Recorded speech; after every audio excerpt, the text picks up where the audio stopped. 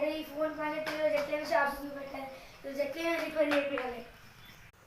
అరే ఇలా కొత్త షాప్ పెట్టిన గిరాకీ కావాలి, 3000 వస్తాయి. కొత్త కస్టమర్ ఫస్ట్ కస్టమర్.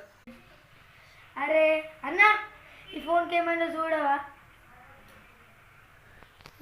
ఏమైందన్న దీనికి? అన్న అది కింద పడ్డది. అట్లా నీళ్ళన్నా రోడ్డు మీదనా?